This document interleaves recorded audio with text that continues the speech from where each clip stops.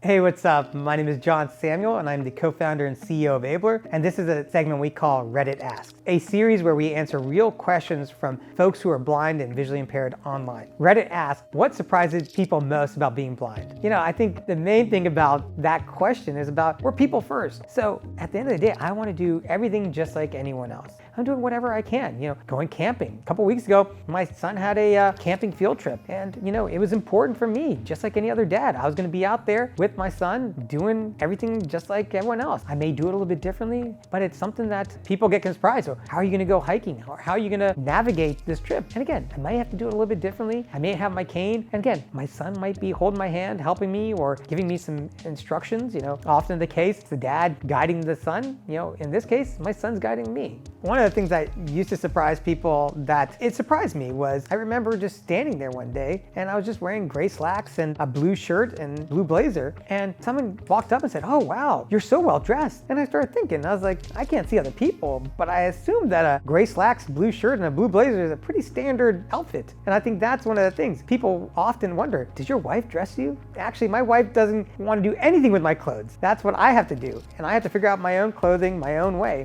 When we go camping, one of the biggest challenges is getting an understanding of the landscape, getting an understanding of your orientation and mobility, because I have to understand where people's tents are, where the campfire is. So for me, when we get to a new location, it's really important, whether it's on a campsite, whether it be in a hotel, or whether it be an event space, all of those things, it's really important to get an idea of my orientation. One of the things that I've gained as a new skill over the last 8 years or so has been my memory, the recall. It's important when someone's talking, picking up on those cues, which bathrooms I remember, which ones were open. My son had no idea that there were bathrooms open in part of the planetarium where we were staying. And so for me, it's memorizing those things, putting it in almost like in your memory bank and building a visual map in your head.